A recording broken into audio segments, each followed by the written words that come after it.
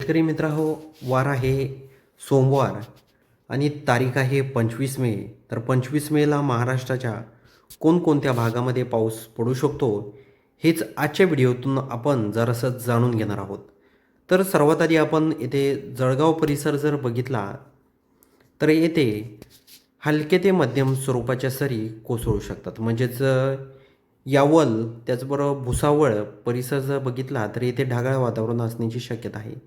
जामनेर, बोदवड, पाचोरा हा जर परिसर जर आपण बघितला, तर येथे ढगाळ वातावरण असण्याची शक्यता वर्तवण्यात येत आहे. त्याचबरोबर धुळे, आर्वी, चाळीसगाव, अंमळनेर हा जर परिसर बघितला, येथे देखील ढगाळ वातावरण सोमवारी संध्याकाळी 6च्या दरम्यान असू शकतं. 25 मेला.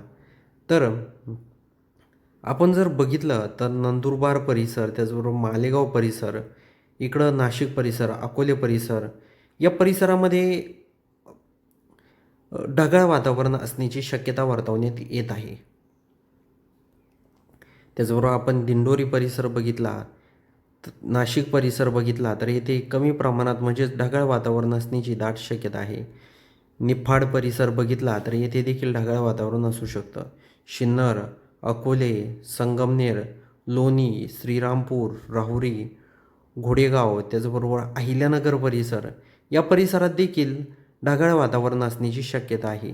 त्याचबरोबर पारनेर, शिरूर, त्याचबरोबर मनसर, जुन्नर, अंभी, अकोले, घोटी हा जर परिसर बघितला, तर येथे देखील ढगाळ वातावरण असण्याची शक्यता आहे.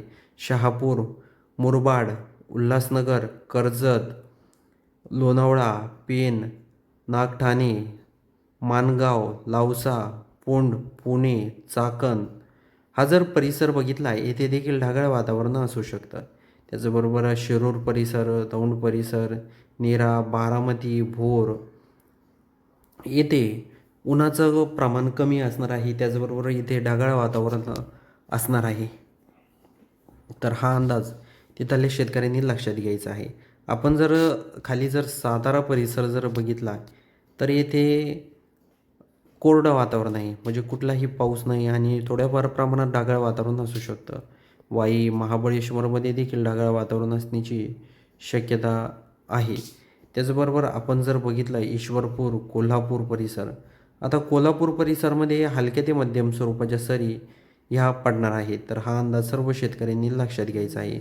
आपण जर कणकवली परिसर जर बघितला, तर कणकवली परिसर बघितला, तर या परिसरात देखील पाऊस पडण्याचे हलके ते मध्यम स्वरूपाचा पाऊस होऊ शकतो. सांगली परिसर बघितला, विटा परिसर बघितला, तर पंढरपूर परिसर बघितला, तर येथे ढगाळ वातावरण असण्याची शक्यता वर्तवण्यात येत आहे. त्याचबरोबर अकलूज, पंढरपूर आता हा जर परिसर आपण जर बघितला, तर येथे कोरडं वातावरण असण्याची शक्यता वर्तवण्यात येत आहे. बार्शी, धाराशिव, सोलापूर, नलदुर्गा परिसर, लातूर हा जर परिसर आपण बघितला, नलदुर्गा परिसरात जोरदार स्वरूपाचा पाऊस हा सोमवारी 25 तारखेला होणार आहे संध्याकाळी 6च्या सुमारास. त्याचबरोबर मंगळवारी 26 तारखेला आपण जर बघितलं संध्याकाळी 6च्या आसपास, तर धाराशिवमध्ये देखील ढगाळ वातावरण असणार आहे. लातूरमध्ये देखील ढगाळ वातावरण असणार आहे. नलदुर्गा परिसरात देखील हलके ते मध्यम स्वरूपाचा पाऊस होऊ शकतो. त्याचबरोबर उदगीर, लातूर येथे देखील ढगाळ वातावरण असण्याची शक्यता आहे. त्याचबरोबर परभणी, नांदेडमध्ये कोरडं वातावरण आहे. निजामाबादमध्ये हलके ते मध्यम सरी पडू शकतात.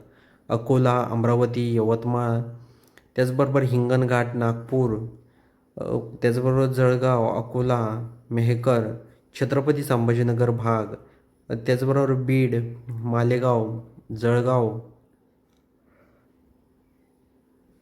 हा जर संपूर्ण भाग आपण जर बघितला, तर पूर्णपणे कोरडं वातावरण या भागामध्ये आहे.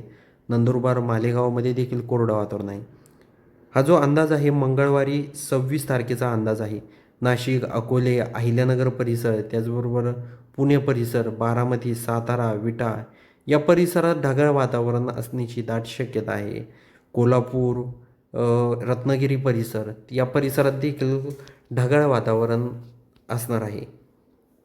तर शेतकरी मित्रांनो, आपण कोणत्या भागातून आपले व्हिडिओ पाहतात हे आम्हाला कमेंट बॉक्समध्ये सांगायला विसरू नका.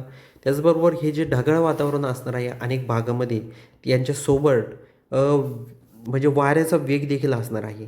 हा अंदाज देखील सर्व शेतकऱ्यांनी लक्षात घेणं खूपच गरजेचं आहे. त्याचबरोबर शेतकरी मित्रांनो, आपली एक विनंती आहे की आपण कोणत्या भागातून आपले व्हिडिओ पाहतात, म्हणजेच कोणत्या गावातून, कोणत्या जिल्ह्यामधून, कोणत्या तालुक्यातून, हे आम्हाला कमेंट बॉक्समध्ये सांगायला विसरू नका. तर भेटूया पुढच्या व्हिडिओमध्ये. त्याचबरोबर आपल्या चॅनलला सबस्क्राईब देखील नक्की करून जा.